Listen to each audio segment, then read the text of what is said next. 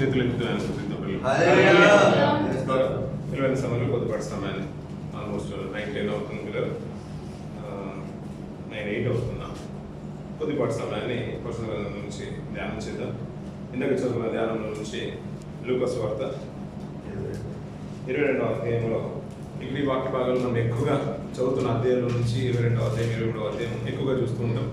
ప్రతిసారి బల్లారిన కార్యక్రమంలో కూడా ఇలా ఇందులో ఉన్న పొందుపరిచిన భాగాన్ని మనం ఎక్కువగా ధ్యానం చేస్తాం. అంతేకాదు శిలువ ధ్యాన కోడికల్లోనూ లెగ్ డేస్లోను గుడ్ ఫ్రైడే సర్వీస్ కంటే ముందుగాను ఎక్కువగా ఇందులో నుంచి వరుసలో మనం ధ్యానం చేస్తూనే ఉంటాం. ఇది బాగా సుపరిచితం అన్నమాట. ప్రతి మాట ఏ మాట మాట్లాడాలన్నా ఇది ఎంతమంది విన్నట్టుగానే ఉంటుంది. ఇందులో కొన్ని వాక్యాలు ఆలోచిస్తూ ఉంటే పిల్లలు ప్రత్యేకంగా కొన్ని విషయాలు ఏంటంటే మేము ముందు తీసుకుని ఆశపడుతున్నాను. ఇందులో ప్రధానమైన పాత్ర ప్రభుది ఎలా ఉంటుంది అనుకున్నప్పుడు ఆ తర్వాత ఇస్కరియోతు యూదా పాత్ర ఎక్కువగా కనిపిస్తుంటుంది. దీనిలో ఆయన చేసిన మోసం ఏంటో ఎక్కువగా వాక్య భాగం ప్రారంభం నుంచి మనకు కనబడుతూ ఉంటుంది. ఇందులో అన్నింటిలో మనం ఆలోచిస్తూ ఉంటే ప్రత్యేకంగా ఏంటంటే ప్రభు యొక్క శిలువ మరణానికి ముందుకు వెళ్తున్నాడు. ఆ ముందుకు వెళ్తున్న తరుణంలో కొన్ని సందర్భాలు జరుగుతున్నాయి. చూడండి, పేతురు గారు అంటున్నారు నేను వెళ్తున్నాను అన్నప్పుడు నేను కూడా మరణంలోకి కూడా నేను వస్తానని పేతురు అన్న మాట మనం వింటూ ఉన్నాం. అదే పేతురు వంగిన సందర్భం కూడా మనం చూస్తూ ఉన్నాం. కానీ ప్రభువు ప్రార్థించుకుని వెళ్తున్నాడు. ప్రార్థించినప్పుడు ఆయన చెమట రక్త బిందువుగా మారుతుందంట. అతను బహు వేదంతో ఉన్నాడు, దుఃఖంతో ఉన్నాడు, వేగిరపడుతున్నాడు, ఆతురపడుతున్నాడు. ఎందుకు వేగిరపడుతున్నాడు, ఎందుకు ఆతురపడుతున్నాడు? ఆయన అక్కడ అదే భాగం చూడండి పిల్లలు. అందుకనే 43వ వర్షం చూడండి పిల్లలు. ఆయన బలపరిచను. ఆయన వేదన పడి మరింత ఆతురముగా ప్రార్థన చేయగా ఆయన చెమట నేలపడుచున్న గొప్ప రక్త బిందువు వలె ఆయన వేదన పడి మరింత ఆతురగా ప్రార్థన చేస్తున్నాడు పిల్లలు. ఎందుకు అంత వేదన పడుతున్నాడు, ఎందుకు వేగిర పడుతున్నాడు? మనం ఎక్కువ వింటున్న మాటలు కాబట్టి నేను దాని గురించి నేను చెప్పదలుచుకోలేదు కాబట్టి మీకు తెలుసు కాబట్టి నేను అడిగి ముందుకు వెళ్ళిపోవాలని ఆలోచనతో అడిగాను. ఆయన అంతగా వేగిర పడుతున్నది ఎందుకు, ఆతుర పడుతున్నది ఎందుకు పిల్లరా? వేదన ఎందుకు పడుతున్నాడు? శిలువ మన ముందుంది అంటే మరణానికి భయపడి వేదన పడుతున్నాడు, అంతే కదండి? కాదు కదా? ఎందుకంటారు మరి? తండ్రితో ఆ ఎడబాటు ఉండబోతుంది. అది ప్రాధాన్యంగా భరించలేకుండా ఆయన తట్టుకోలేకపోతున్నాడు. ఈ లోకాన్ని నేను జయించేశాను, అన్ని జయించేశాను, ముందుంది శిలువ మరణం మాత్రమే. అందులో నీ ఎడబాటు ఉంది, ఆ మరణంలో నీ ఎడబాటు ఉంది, అది నేను తట్టుకోలేకపోతున్నాను. ఇంతవరకు నా తోడుగానే ఉన్నావు కదా, నా దర్శనస్థాన్ని పట్టుకుని అన్నావు, నా బాహువులు అన్నావు, నేను విడిచిపెట్టాను, నా చేయి కుడి హస్తాన్ని పట్టుకుంటాను, నీ లేఖనాలు ప్రవచనం ఇంతవరకు నీ సన్నిధి మాకు తోడుగానే ఉంది. ఈ చివరి కాలంలో నువ్వు విడిచిపెట్టబోతున్నావు, అది ఊహించుకుంటేనే అది మరణం అంతా లోతుగా వెళ్ళిపోతుంది, నన్ను బహు దుఃఖంలోకి నడిపిస్తుందని ఆ వేదన ప్రభులో కనబడుతూ ఉన్నట్టుగా మనకు అర్థమవుతుంది. శిష్యులేమో పారిపోతున్నారు, చెదిరిపోతున్నారు, ఈయనేమో మరణానికి తెగించి ముందుకెళ్తున్నట్టుగా మనకు కనబడుతూ ఉంది. చివరికి ఒక మాట చూసుకుని ముందుకెళ్దాం పిల్లరా. 67వ వచనం చూసుకుని మాట చూసిన పిల్లలు, నువ్వు క్రీస్తు అయితే మాతో చెప్పుమని, అందుకైనా నమ్మరు, ఇది మొదలుకొని మనుష్య కుమారుడు మహాత్యము గల దేవుని కుడిపార్శ్వమున ఆసీనుడగునని చెప్పిన పిల్లలు. ఆయన మార్చుకున్న పిల్లల ఇక్కడ ఆ మాట మళ్ళీ జ్ఞాపకం చేస్తూ మళ్ళీ బోల్డ్గా చెప్పుకుంటే ఒత్తిపడకుండా ఇది మొదలుకొని, ఏది మొదలుకొని? శిలువ మరణం అయిపోగానే దాని తర్వాత పరిస్థితులు ఎలా ఉంటుంది? తిరిగి లేవడం. ఇది మొదలుకొని మనుష్య కుమారుడు మహత్యము గల, అంటే మనుష్య కుమారుడు అంటే ఎవరు? ఇప్పుడు సాక్షాత్తు మన ప్రభు అయిన రక్షకుడైన యేసుక్రీస్తు వారు మహత్యము గల దేవుని కుడిపార్శ్వన ఉంటున్నాం. అంటే మహత్యం గల దేవుడు ఎవరు? తండ్రి అయిన దేవుడు. మనుష్య కుమారుడు ప్రభు అయిన యేసుక్రీస్తు వారు ప్రభు అయిన దేవుడు. ఆయన మహత్యము గల దేవుని కుడిపార్శ్వన ఏమవుతుందంట అంటే అక్కడికి వెళ్ళి ఏం చేస్తారంట? కూర్చుంటాడని. అదే కదా ఆశీలు అవుతున్నాను. ఈ విషయం మనకు అన్ని వాక్యాలు మనకు తెలుస్తూ ఉంటాయి. పేతురు రాసిన పత్రికలు మనం చూస్తూ ఉంటాం, అపోస్తల కార్యాలను మనం చూస్తూ ఉంటాం, అపోస్తల కార్యాలు స్టెఫెన్ గారి యొక్క సాక్షులను మనం చూస్తూ ఉంటాం. ఆయన ఆకాశం తెరవబడ్డాయి, ప్రభు యేసు గారు తండ్రి కుడి పార్శ్వన నిలిచి ఉంటాయి, ఇవన్నీ చూసినట్టుగా మనం చూస్తున్నాడు. అలాగే తండ్రి అక్కడ ఉన్నప్పుడు ఆయన పక్షం నుండి మన కొరకు విజ్ఞాపన చేసే మాటలు కూడా మనం ఎక్కువగా వింటూ ఉంటాం పిల్లలు. ఇక్కడ మాటలు ఏంటంటే పిల్లల ఆది నుంచి కొన్ని మాటలు మనం ఆలోచిస్తూ ఉంటే ఈ భూమి మీద చాలా మరణాలు మనకు కనబడుతూ ఉంటాయి పిల్లలు. చాలా ఉపద్రవాలు వచ్చినప్పుడు మరణాలు చూస్తూ ఉంటాం. ఇంకా ఆదిలోకి వెళ్తూ ఉంటే ఆదమ వాళ్ళ దగ్గరికి వెళ్తూ ఉంటే దేవుడు ఒక మంచి మాట మాట్లాడుతూ ఉంటాడు. అయ్యా మీరు ఈ వృక్ష పొలంలో ఏదైనా తినండి కానీ నేను తినవద్దన్న ఆ ఫలాన్ని మాత్రం మీరు తినొద్దు. తినం ఏమైపోతారు? నిశ్చయముగా మీరు చచ్చెదరు అన్నాడు. నిశ్చయముగా మీరు చచ్చెదరు. ఒక మరణాన్ని తీసుకుని వస్తున్నాడు. అది ప్రవేశపెట్టింది కూడా ప్రభువు చెప్తున్నాడు. తింటే మీరు చనిపోతారు అని ఆ 2వ అధ్యాయంలో మనం చూస్తున్నాం పిల్లలు. అప్పుడు అపవాదైన మాట ఏంటంటే మీరు తింటే చావరు అన్నాడు. కానీ ప్రభు చెప్పిన మాట, దేవుడు చెప్పిన మాట ఏంటంటే మీరు తింటే చచ్చిపోతారు అన్నాడు. అప్పుడప్పుడు మనం కూడా వాక్య భాగాన్ని కొద్దిగా లోతుగా ఆలోచించకపోతే పైపైన ఆలోచిస్తుంటే నిజంగా అపవాదం చెప్పిందే కరెక్ట్ కదా అనిపిస్తూ ఉంటుంది. మనకు అంతగా అవగాహన లేనప్పుడు తండ్రి చెప్పిన మాట ఏంటంటే తింటే చనిపోతారు అన్నారు. అంటే మనకు ఈ లోకంలో కొన్ని ఆత్మీయ మరణాలు కనబడుతూ ఉంటాయి పిల్లలు. ఆత్మీయ మరణాలు కనబడుతూ ఉంటాయి. అలాగే కొన్ని భౌతికమైన మరణాలు కూడా ఈ లోకంలోకి వచ్చేసాయి పిల్లలు. ఆ భౌతిక మరణంలోనే అక్కడే మనం చూస్తుంటాం. ఆది ఖండంలోనే ఎవరి మరణం చూస్తూ ఉంటాం మనం? హేబెల్ మరణాన్ని చూస్తూ ఉంటాం పిల్లలు. కయీను హేబెల్ను చంపిన మరణం చూస్తున్నాం. భౌతికంగా కూడా ఆయన శరీరాన్ని కోలుకున్నది చూస్తున్నాం. అప్పుడప్పుడు మనం వింటూ ఉంటాం, నువ్వు వాడు చచ్చినట్టే అని అంటాం. అంటే మనతో ఉంటారు కానీ తల్లిదండ్రులు కానీ బంధువులు కానీ లేదా గొడవైనప్పుడు మన కంపెనీ వాళ్ళకి ఎక్కువ పెద్ద మొత్తంలో మన వాళ్ళ మీద ఏదైనా ఇష్యూ అయినప్పుడు కానీ వాళ్ళు తారసపడ కానీ పక్కింట్లో కానీ ఏదైనా ఉన్న జరిగినప్పుడు ఏమనంటే ఆడు పోయినట్టే అన్నట్టుగా అంటాం. ఏదంటే ఆడు కనిపిస్తూనే ఉంటారు, మనుషులు ఉంటారు కానీ తను కనబడుతూనే ఉంటుంది. కానీ మనం ఏమంటే చచ్చినాడు అంటే శరీరము కనబడుతున్నా, భౌతికంగా మనకు కనబడుతున్నా వాళ్ళలో ఉన్న ఏదో పరిస్థితిని బట్టి మనం ఏమంటున్నాం, మన దృష్టిలో వాళ్ళు ఏమైపోయారు? చచ్చిన వాళ్ళతో సమానం. అంటే భౌతికంగా మరణాలు కనబడుతున్నాయి, అంతరాత్మ అంటే ఆత్మీయంగా కూడా కొన్ని మరణాలు కనబడుతున్నాయి. అందుకని ఎఫెసీయుల రాసిన పత్రిక మనం చూస్తున్నాం. ఆ మాట చూడండి పిల్లలు, ఇక్కడికి వచ్చేద్దాం, మళ్ళీ ఇక్కడికి వచ్చేద్దాం. 2వ అధ్యాయం వచ్చింది పిల్లలు. ఎఫెసీయుల రాసిన పత్రిక 2వ అధ్యాయం మొదటి నుంచి మీ అపరాధముల చేతను ఎలా ఉన్నారంట? అంటే అప్పటికి చచ్చిపోయి కూడా బ్రతికే ఉన్నారు కదా. అంటే మనుషులు బ్రతకొచ్చు కానీ స్థితిని బట్టి ఏమైపోతున్నారు? చనిపోయిన వారుగా కనబడుతున్నారు. అంటే ఇది భౌతికమైన మరణం కాదు పిల్లలు. ఇలా ఆలోచిస్తూ ఉంటే పిల్లలు ఆదమ అవ్వల దగ్గరికి దేవుడు వచ్చినప్పుడు అంట ఆ 3వ అధ్యాయంలో కొన్ని భాగాలు చూస్తూ ఉంటే వీరు దాగుకుంటారంట ఆయన స్వరం విన్నప్పుడు అంటారు. అప్పుడు అంటారు ప్రభు వెంటనే దేవుడు మాట్లాడదంటే మీరు ఎక్కడ అన్నప్పుడు నేను దాగుకుంటేనే అన్నాడు. ఎందుకు దాక్కున్నారు? ఎందుకు దాక్కున్నారండి?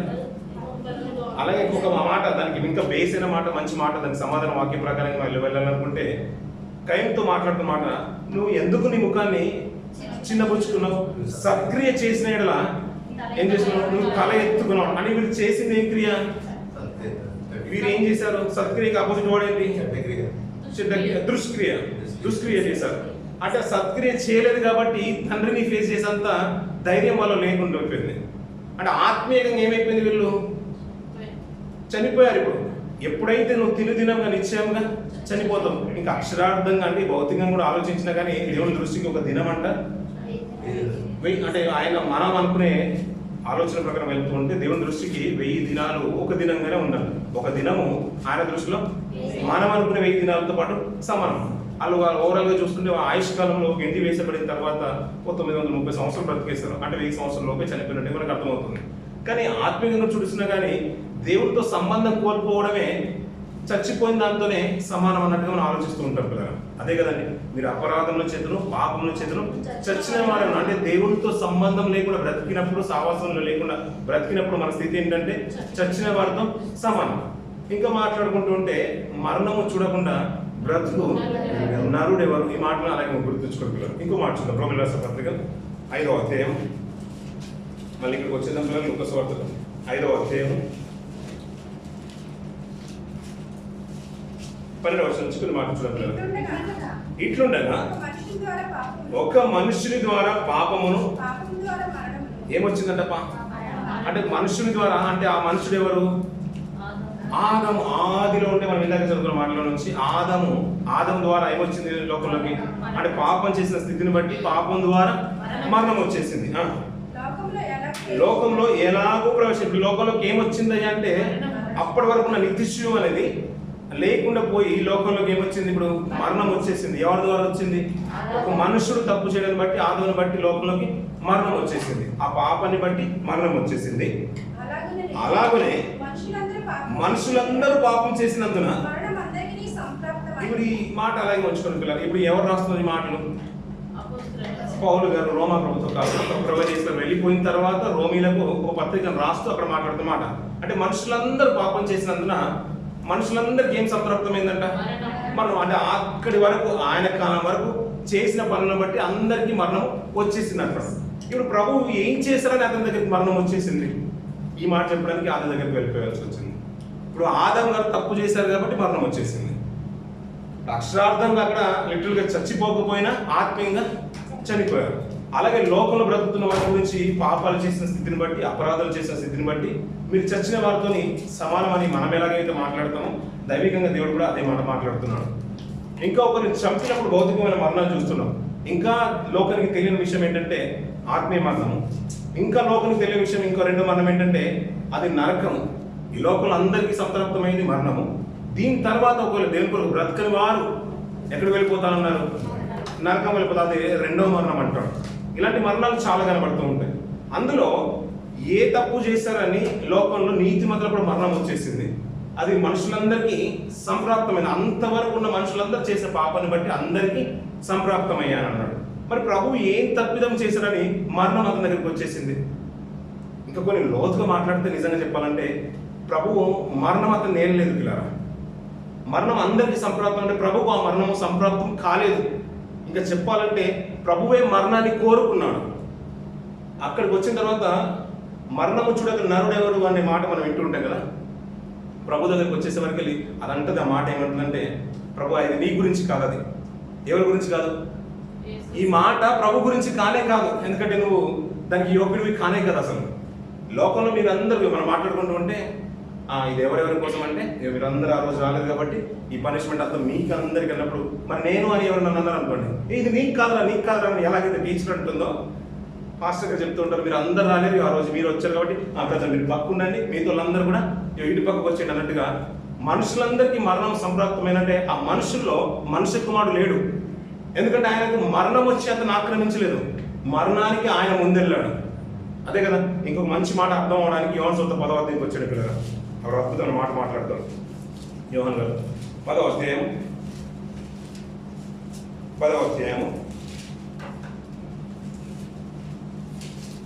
17వ వచనం నుంచి కొన్ని మాట్లాడుతున్నాను.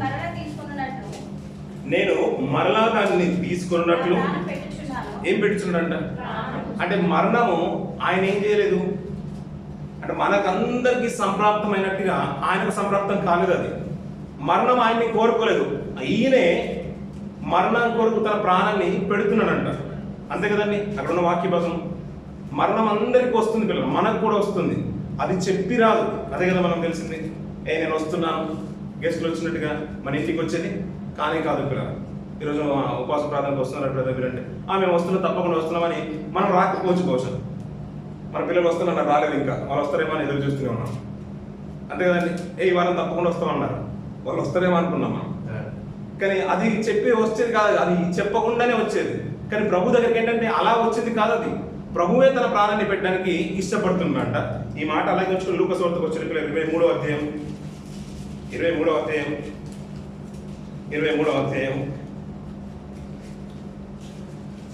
వచనం చూడండి పిల్లలు. అప్పుడు యేసు గొప్ప శబ్దంతో కేక వేసి, తండ్రి నీ చేతికి నా ఆత్మను అప్పగించునా అని చెప్పాను. ఇప్పుడు మరణం అతన్ని బంధించిందా? మరణం ఏమన్నా తన ప్రాణాన్ని తీసుకుందా? లేదంట. తన ప్రాణాన్ని ప్రభువే పెడుతున్నాడంట. గొప్ప శబ్దం వేసి తండ్రికి తన ఆత్మను అప్పగించున్నాడని ఇక ఇలాగ చెప్పి ప్రాణం విడిచిన అంటున్నాడు పిల్లలు.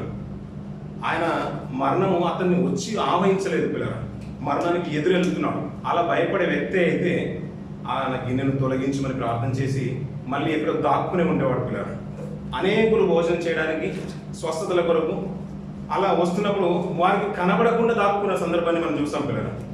ఆయన కొండ పేటలకు తీసుకెళ్ళినప్పుడు సమయం ఇంకా కాలేదని అక్కడ నుంచి ఆ మధ్యలో నుంచి తప్పిపోయిన సందర్భాన్ని మనం చూస్తూ ఉంటాం. ఇక్కడికి వచ్చిన తర్వాత ఏంటంటే గడియ సమీపంగా ఉంది, కనీసం ప్రార్థన చేయండి అని పేతురు వాళ్ళతో అన్నప్పుడు వారి నిద్రలో వెళ్ళిపోయాడు. అయినా మీరు శరీరము బలహీనం ఆత్మ సిద్ధంగా ఉన్నా మీరు ప్రార్థించలేరు అయ్యా, రండి. ఇప్పుడు ఆ గడియ వచ్చేసింది అన్నప్పుడు ధైర్యంగా ఎక్కడికి వెళ్తున్నాడు? ఇప్పుడు మరణంకి వెళ్ళిపోతున్నాడు. ఇంకో మాట కూడా చూడండి పిల్లలు, 3వ అధ్యాయం 10వ వచనం యోహాను రాసిన పత్రిక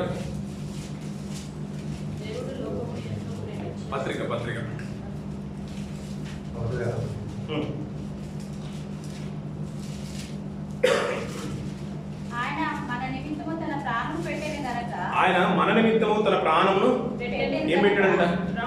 ప్రాణం పెట్టాడా? లేదు మరణం అతన్ని లాగేసుకున్నదా? భక్తుల జీవితాలు చూడండి పిల్లలు, పాత నిబంధన మొదలుకొని కొత్త నిబంధన కూడా చూడండి పిల్లలు. అతడు ప్రభునందు నిద్రించెను, మరణం అతన్ని మృంగివేశాను. అంతేకాదు ఇంకేమంటే అతను మృతుల లోకానికి వెళ్ళిపోయాను, తీరని లోకానికి వెళ్ళిపోయాడు, తన పితరుల దగ్గరికి వెళ్ళిపోయాను, అతన్ని సమాధిలో ఉంచిది. ఇలాంటి మాటలు మనం వింటూ ఉంటాం. కానీ ప్రభు దగ్గరికి వచ్చే మాట ఏంటంటే మరణం అంట అతన్ని ఆవహించలేదు, అతన్ని మిరింగివేయలేదంట, తను ప్రాణాన్ని పెట్టాను అంటాడు పిల్లల. మనుషులందరికీ మాట్లాడుకుంటూ ఉంటే మనుషులందరూ చేసిన పాపాలని బట్టి మరణం అందరికీ సంప్రాప్తమైన అది లోకంలోకి ప్రవేశించను, అది లోకంలోకి వచ్చాను. కానీ ప్రభు దగ్గరికి వచ్చేసరికి ఇది అతనికి సంబంధించింది కానే కాదు. అది మరణం చూడకుండా బ్రతుకు నరుడేవాడు అంటే ఆయనకు సంబంధించిన మాట అది కానే కాదు. అసలు మీరు ఎక్స్క్యూజ్ అంటే మీరు అందులో రావాల్సిన వారు కానే కాదని మరణమే తప్పించుకునే స్థితిలో ఉంది ఇప్పుడు. ఎందుకంటే మరణానికి ముందు వెళ్ళి తన ప్రాణాన్ని పెడుతున్నాడు. మరి ఈయన అందరి కొరకు మన నిమిత్తము తన ప్రాణాన్ని పెట్టను. మరి మన నిమిత్తము తన ప్రాణాన్ని ఎందుకు పెట్టను? ఎబిల్ రాసిన పత్రిక 2వ అధ్యాయం 9వ వచనం చూడండి పిల్లలు.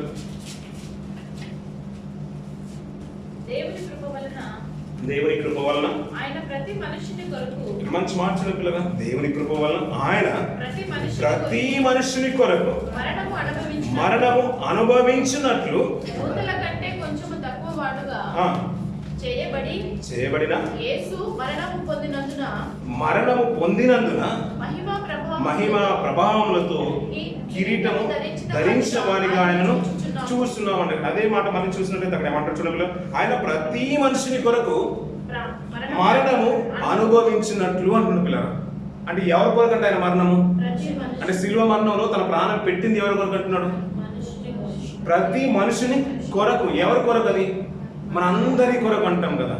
ఏ రోజు అంటాం మనం? ఇప్పుడు సిద్ధపడ్డ రోజున మనం మాట్లాడుతుంటాం, బల్లార దాని రోజు ముందు మాట్లాడుకుంటాం, ఆ రోజు మాట్లాడుకుంటాం, అయ్యా ఇది మా కొరకు అంటాం. మిగతా రోజులు మనం మర్చిపోదు పిల్లలు. ఆయన ఎవరి కొరకు అంట? మరణము ప్రతి మనిషి కొరకు, మనందరి కొరకు అంట. అంటే ఆయన ఈ లోకంలోకి వచ్చింది ఎవరి కొరకు? మన కొరకు. అంటే ఆయన వచ్చింది మన కొరకు, ఆయన ప్రాణం బ్రతికింది మన కొరకు, ప్రాణం పెట్టింది కూడా మన కొరకు, మరణం అనుభవించింది ఎందుకంటే ప్రతి మనుషుల్ని ఆయనతో పాటు ఉంచడానికి ఆయన మరణాన్ని అనుభవించాడు. అందుకని మరణం అతన్ని లాక్కోలేదు, మరణాన్ని అతనే పిలిచేశాడు, తన ప్రాణాన్ని పెట్టేశాడు. ఇందాక చదువుకున్న మాట 10వ అధ్యాయం 17వ వచనంలో, నేను నా ప్రాణాన్ని పెట్టుచున్నాను, ఎవడును నా ప్రాణమును తీసుకున్నాడు, నా అంతటా పెట్టుచున్నాను, దాన్ని పెట్టుటకును నాకు అధికారము కలదు, దాన్ని తిరిగి తీసుకున్నటకును నాకు అధికారము కలదు అంటున్న పిల్లలు. ఎంత అద్భుతమైన మాట పిల్లలు. నేను ప్రాణం పెడుతున్నానంటే నేను పెడుతున్నాను, అది ఎవడు నా దగ్గర నుంచి లాక్కునేది కాదు. అది నేను ఈ లోకంలోకి వచ్చిన అంత ధైర్యం ఎందుకు వెళ్తున్నా అంటే మరణం అంటే నాకు భయం లేదు. అది నేను తండ్రితో ఎడబాటు భరించలేక నేను కన్నీటి నా ప్రార్థన. అది నేను అంటే ఎప్పుడు కూడా ఆయన నన్ను విడిచిపెట్టింది కాదు. ఆ సాహసం అలాంటిది తండ్రితో. ఎప్పుడప్పుడు అంటూ ఉంటాం కదా పిల్లలు, కొంతమంది అంటూ ఉంటారండి, ఆయన చాలా మంచి వ్యక్తి అండి, నేను అతనితో 2 రోజులు ట్రావెల్ చేశాను. అతను యూకే వెళ్తున్నప్పుడు కానీ కెనడా వెళ్తున్నప్పుడు కానీ షేక్తో పాటు నేను వెళ్ళాను, మా మామతో పాటు షేఖతో పాటు వీళ్ళందరితో పాటు కొంతమంది వెళ్తూ ఉంటారు పిల్లలు. వాళ్ళకు కూడా వీసాలు ఇస్తూ ఉంటారు, వాళ్ళు ఏదైతే రాయలు అనుభవిస్తారో అది కూడా ఫెసిలిటీస్ అన్ని కూడా ప్రొవైడ్ చేస్తుంటారు. వాళ్ళతో ఉంటే చాలా సంతోషం. అంటే అందరిలో వెళ్ళినట్టు కాదు, మేము కార్లో వెళ్తున్నప్పుడు కూడా ఆయన ఏది తింటాడో అది మనకి ఇస్తుంటాడు, ఏది తాగుతాడో అది ఇస్తుంటాడు. చాలా మంచి వ్యక్తి అని అంటారు కదా. అప్పుడు మళ్ళీ ఎప్పుడైనా వెళ్తున్నప్పుడు మనం కొద్దిగా లేట్ అయిపోయాము, ఆయన వెళ్ళిపోయాడు అనుకోండి, వెళ్ళిపోతే బాగుంటుండే, అతనితో ఉంటే బాగుంటుండే, మంచి గోల్డ్ ఇచ్చేది, మంచి సారీ ఇచ్చేది, అది ఇచ్చేది, ఇది ఇచ్చేది. ఆయన చాలా మంచోడండి, ఆమె చాలా మంచిది మనం అనుకుంటాం కానీ అన్నట్టు ఎలాగైతే మాట్లాడుకుంటామో తండ్రితో సాహసం అలాంటిదండి. ఆయన రుచి చూశాడు తండ్రితో పాటు. ఆ ఎడబాటును తట్టుకోలేక కన్నిటితో ప్రార్థన చేస్తున్నాడు, దేవా నీ ఇంతకాలం నన్ను ఉన్నావు, నేను ఏమనవి అడిగినా కానీ నువ్వు ప్రార్థన చేసినప్పుడు అది ప్రత్యుత్తరం ఇచ్చావు కదా. నేను లాజరు సమాధిలో ఉన్నప్పుడు కూడా అలాగే ప్రార్థన చేశాను, అతను లేపావు కదా. అలా నేను ఎప్పుడైతే నేను ప్రార్థన చేశానో నన్ను బలపరిచావు, రాత్రంతా నీతో సాహసం గడిపేశాను, ఉదయకాలం నేను బోధన చేసినప్పుడు కూడా నీ వాక్కు నా తోడుగా ఉంది, నేను ఏది మాట్లాడుతున్నానో అది నాకు కనపరిచేసావు. సమయం వచ్చినప్పుడు ప్రతిసారి నువ్వు నా తోడు ఉన్నావు కదా, ఈ సమయంలో నన్ను విడిచిపెడుతున్నావు కదా, నేను భరించలేకపోతున్నాను. ఆ కన్నీటితో మొరణని ముందు పెట్టుకొని కన్నీటితో ప్రార్థన చేస్తున్న పిల్లలు, నువ్వు ఎందుకు అలా అనుకుంటున్నావు, నేను ఉన్నాను, ఈ సమయంలో కూడా ఉన్నానని తన ఆత్మను, దాని దూతను పంపించేసి తన ఆత్మను బలపరిచిన సందర్భాన్ని మనం చూస్తున్నాం. అయినా కానీ అలా విడిచిపెట్టేసి మన కొరకు తన మరణాన్ని అనుభవించానంటున్నాడు పిల్లలు. మరి ఎందుకొరకు అంటే ప్రతి మనుష్యుడి కొరకు ఆ మరణాన్ని అనుభవించేసినట్టు పిల్లలు. అందుకనే ఈ మాట అర్థం కాక ఇందులో నుంచి నన్ను ఎవరు విడిపించగలుగుతారు? మరి మనుషులందరూ కూడా మరణం ఏం చేసిందంట? ఏలేస్తుంది అంటున్నాడు కదా. మనుషులందరూ ఇప్పుడు ఏమైతుందంట? భూమి మీద మరణం ఏలుతుంది అంటున్నాడు కదా. మరి పేతురు గారు, పౌలు గారు అదే మాట్లాడుతూ ఏమంటారంటే, మరి అందులో నుంచి నన్ను ఎవరు విడిపించగలుగుతారు? అయ్యో నేను ఎంతటి దౌర్భాగ్యుని, ఇందులో నుంచి నన్ను ఎవరు విడిపించగలరు అంటాడు పిల్లలు. అమార్చున్న పిల్లలు రోమిల రాసిన పత్రిక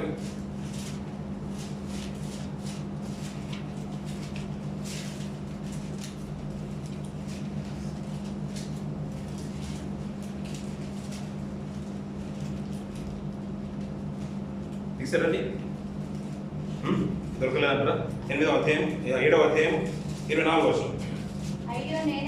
అయ్యో నేనెంత దౌర్భాగ్యుడను, ఇట్టి మరణమునకు లోనగు శరీరము నుండి నన్ను ఎవడు విడిపించును? ఇప్పుడు క్వశ్చన్ వచ్చేసింది కదా. ఇప్పుడు అంత బాగానే ఉంది, మరణం లోకంలో ఉంది, భౌతిక మరణాలు ఉన్నాయి, ఆత్మీయ మరణాలు ఉన్నాయి, చివరికి ఎక్కడో ఇంకొక మరణం ఉంది, రెండవ మరణం కూడా ఉంది. ప్రభు అయితే ఈ లోకాలకు వచ్చేసాడు, అతను మరణం ఆవించకపోయినను తన ప్రాణాన్ని పెట్టేశాడు. మరి ఈ మరణం నుంచి నన్ను ఎవరు రక్షించగలుగుతారు? ఆయనకున్న ప్రశ్నకు సమాధానం ప్రభు ఎంత గొప్పగా ఇస్తున్నాడు అంటే, ఒక మాట చూడండి పిల్లగా. యోహాను రాసిన సువార్త 14వ అధ్యాయం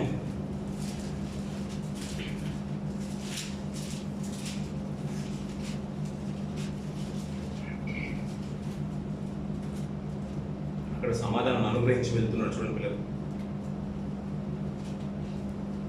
27వ వచనం నుంచి శాంతి మీకు అనుగ్రహించి,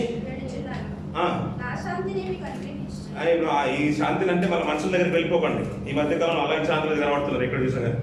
ఏంటంటే 27వ వచనంలో శాంతి మీకు అనుగ్రహించి వెళ్ళుచున్నాను, నా శాంతినే మీకు అనుగ్రహించున్నాను, లోకం ఇచ్చినట్టుగా నేను మీకు అనుగ్రహించడం లేదు, మీ హృదయమును కలవరపడనీయకుడి, విరవడనీయకుడి. ఇప్పుడు మనకేంటంటే నీకు సమస్యకు అంటే నీకు సమస్య వచ్చిన సమస్య ఏంటంటే ఈ మరణం నుంచి నన్ను ఎవడు విడిపించగలుగుతాడు? ఇప్పుడు వచ్చిన ప్రశ్నకు ఆయన సమాధానం ఇస్తున్నాడు. అక్కడ శాంతి అనే దగ్గర అంకేసాడు చూడండి పిల్లలు. సమాధానం అంటున్నాడు, మీకు సమాధానం నేను అనుగ్రహిస్తాను, ఇప్పుడు మీ హృదయాన్ని కలవరపడనీయకండి, విరవనీయకండి. మరి ఎలాగని మనకు కనుక ఇంకా ప్రశ్న ఉత్పన్నం అవుతే అద్భుతమైన మాట రోమిల రాసిన పత్రికలో ఆ మాట మాట్లాడుతారు పిల్లలు.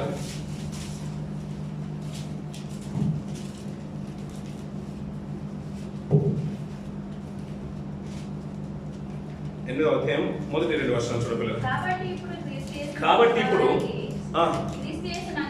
క్రీస్తు యేసునందున్న వారికి ఏ శిక్ష విధియు క్రీస్తు యేసునందు జీవమునిచ్చు ఆత్మ యొక్క నియమము పాప మరణముల నియమముల నుండి ఎవరిని విడిపించేసింది? ఇప్పుడు పౌలు గారిని విడిపించేసింది. అంతకన్నా ముందు ప్రయాణ ప్రశ్న ఆయనకేంటి? ఇట్టి మరణం నుంచి నన్ను ఎవరు విడిపించగలరు? ఇప్పుడు మనకున్న ప్రశ్న కూడా అదే కదా. ఇప్పుడు మనం సాహసానికి వస్తున్నాం.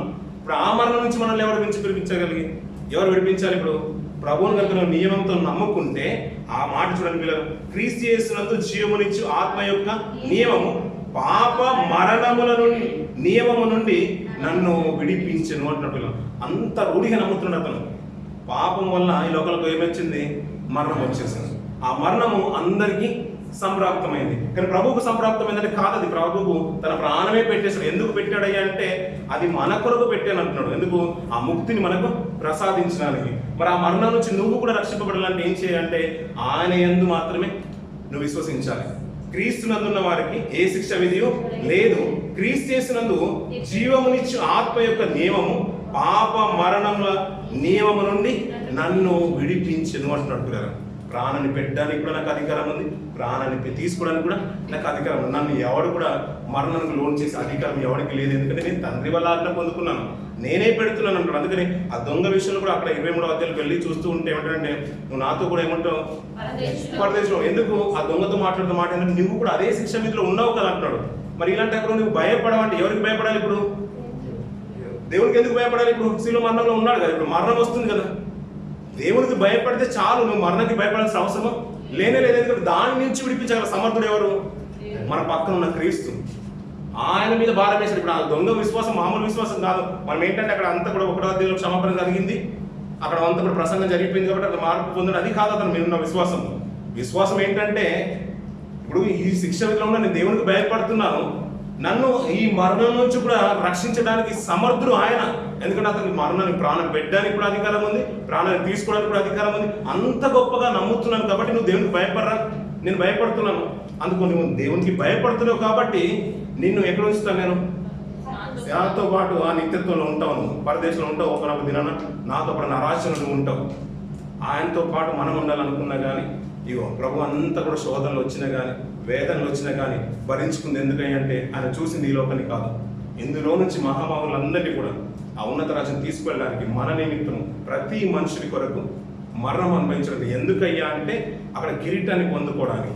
అదే మాటను చెప్తూ మనందరి కొరకు మరణ భయం గలవాన్ని అపవాదిని జయించడానికి అంటాడు. పిల్లల కింది భాగం అదే 2వ అధ్యాయంలో ఎబ్రీ రాసిన పత్రిక చూస్తూ ఉంటాడు. ఒకవేళ ఆ భయం కనుక మనలో ఉన్నా కానీ, పేతురు భయపడిపోయాడు పిల్లలు. ఆ సందర్భంలో శిష్యులు భయపడిపోయారు, అందరు వెనకంజ చేశారు. ఆయన ప్రభు రొమ్ము విరుచుకుని ముందుకు వచ్చేసారు పిల్లలు. కానీ అది తెలుసుకున్న తర్వాత ఏ శిష్యుడు కూడా ఈ రోజున సహోదరులకు లింక్ పోస్ట్ చేశారు, అపోస్తులు ఏ రీతిగా చంపబడ్డారు అని. వారి జీవితాలు చూస్తూ ఉంటే వారు తిరిగి భయపడ్డట్టుగా అనిపించట్లేదు. ఎందుకంటే అదేంటో తెలుసుకున్నారు. అదే ప్రశ్న పౌలు గారిలో కలిగింది. నన్ను ఎవరు విడిపించగలుగుతారంటే, అయ్యా ఆ మరణ నియమాల నుంచి, ఆ పాపాల నుంచి నా ప్రభు నన్ను విడిపిస్తాడు, నేను భక్తిగా నమ్ముకుంటే చాలు అంటున్నారు పిల్లలు. మనం అందరూ కూడా అలాంటి విశ్వాసంలో బ్రతుకుతాం పిల్లలు. ఆయన ఇచ్చేది ఈ లోకం నుంచి విడుదల కాదు, ఈ లోకం నుంచి సమస్యల నుంచి విడుదల కాదు, మన ప్రతి ప్రశ్నకు సమాధానం మనకు ఇస్తాడు, ఆ శాంతిని మనకు అనుగ్రహిస్తాడు, ఆ శాంతిని మనకు అనుగ్రహించి వెళ్తున్నాడు పిల్లలు. అలాంటి విశ్వాసంతో నమ్మకంగా బ్రతుకుదాం, ఆ నిత్యతో ప్రయోజనం చేసుకుందాం. కొద్ది మాట దేవుడు దీనికి ఆశ్రయించిన కాక.